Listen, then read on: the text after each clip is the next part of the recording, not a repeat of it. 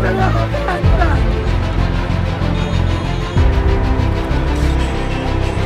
humanitarian supplies entered the Gaza.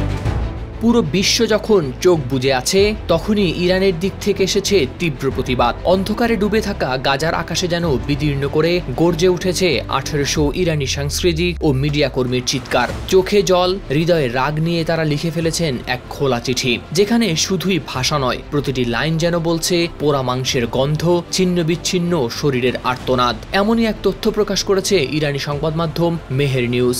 বিশ্বের সব মুক্ত মানুষকে ইসরায়েলের অপরাধের বিরুদ্ধে রুখে দাঁড়ানোর আহ্বান জানিয়ে চিঠিতে তারা বলেছেন, মহান আল্লাহ বলেন, আল্লাহ কোনো মন্দ কথার প্রচারণা ভালোবাসেন না, তবে কেহ অত্যাচারিত হয়ে থাকলে তার কথা স্বতন্ত্র এবং আল্লাহ শ্রবণকারী মহাজ্ঞানী। সূরা নিসা আয়াত নং 148। মিডিয়া কর্মীরা বলেন, একটা ক্ষেপণাস্ত্র গিয়ে পড়ল একটি ভবনের মাঝখানে, বিস্ফোরণের শব্দে কেঁপে উঠল সবকিছু, চারপাশে ছেয়ে গেল ধোঁয়া, ধুলো আর আগুনে।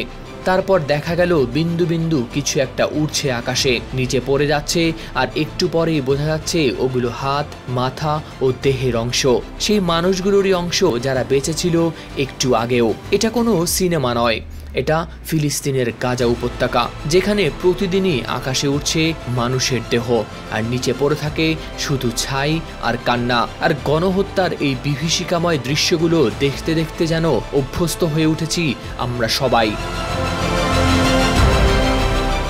মিডিয়া কর্মীরা বলছেন, গাজার এই ছবি দেখে যদি কেউ চুপ করে থাকে তবে সেটাই মানবতার লজ্জা। এ লজ্জা মানব হত্যার স্পষ্ট চিত্র দেখেও কথা না বলে থাকা। ধিক্কার সেই তথাকথিত আন্তর্জাতিক সম্প্রদায় এবং জাতিসংঘের জন্য এত কিছুর পরেও যারা নিশ্চুপ থাকে, নিরীহ মানুষের লাশের পাহাড় দেখেও নীরব থাকতে পছন্দ করে। সেটাই এই সভ্যতার লজ্জা। তারা আরো বলেন, এই বর্বরতা আর সহ্য করা যাচ্ছে না। একজন মানুষ হিসেবে, একজন সাংবাদিক হিসেবে, একজন মুসলমান হিসেবে তারা আর এই নৃশংসতা মেনে নিতে পারছেন না। তাই অশ্রুসিক্ত চোখ এবং ইহুদিবাদী শত্রুর বিরুদ্ধে ক্রোধে ভরা হৃদয় নিয়ে তারা এই গ্রহের যে কোনো ব্যক্তির সাথে সংহতি প্রকাশ করেন, যারা অন্তত নিজেদেরকে মানুষ বলে মনে করেন। হাওলাদার শামীম, RTV।